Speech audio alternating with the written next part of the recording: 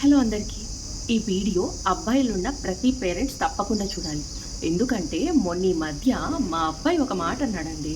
వాడికి 3 ఇయర్స్ ఉన్నాయి అంతే. వాడు ఎంత మాట అన్నాడంటే, ఉమెన్స్ అందరూ కుకింగ్ చేస్తూ ఉంటారంట ఇంట్లో, మెన్స్ అందరూ ఆఫీస్కి వెళ్తారంట, ఇంటికి వచ్చి వాళ్ళని ఆడిస్తారంట పిల్లల్ని అని అన్నాడు. అంటే అవునారా, మమ్మీ జాబ్ చేయదా, వర్క్ చేయదా అంటే, మమ్మీ ఇంట్లోనే ఉంటుంది, కుకింగ్ చేస్తుంది అంతే అని అన్నాడు. ఇది ఒకటైతే ఇంకో రోజు ఏమైందంటే, ఒకసారి మా హస్బెండ్ టీ పెడుతూ ఉంటే, డాడీ నువ్వెందుకు టీ చేస్తున్నావు, అది మమ్మీ కదా చేస్తుంది, నువ్వు వచ్చి నాతో ఆడు అన్నాడు.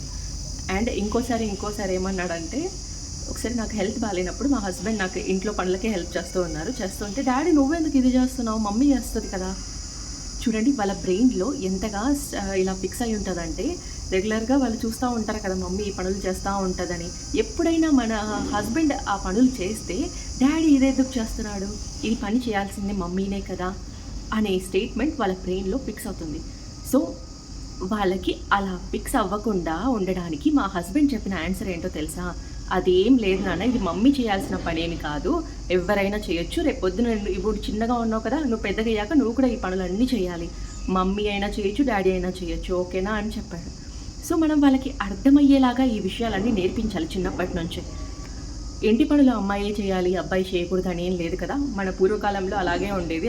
కోర్స్ మన జనరేషన్లో కూడా మన అమ్మాయిల్ని ఒకలాగా అబ్బాయిల్ని ఒకలాగా పెంచేవాళ్ళు. సో అలాంటి పరిస్థితిని మనం మన పిల్లలకి కల్పించకూడదు, మనమే నేర్పించాలి వాళ్ళకి.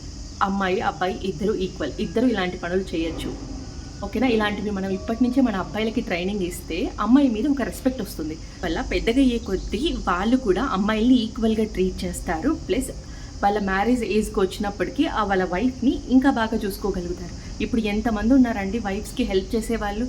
చాలామంది హెల్ప్ చేయట్లేదు వైఫ్స్కి. ఇంట్లో వైఫ్స్ మాత్రమే అన్ని పనులు చేసి పెడుతుంటే వాళ్ళు చక్కగా రిలాక్స్ అవుతూ ఉంటారు. సో ఇలాంటివి పక్కన పెట్టి మన పిల్లలకి మంచి దారిలో నడిపించే బాధ్యత తల్లిదండ్రులుగా మనదే. రేపొద్దున వాళ్ళు చెడిపోయారన్నా బాగుపడ్డారన్నా దానికి కారణం కంప్లీట్గా మనమే.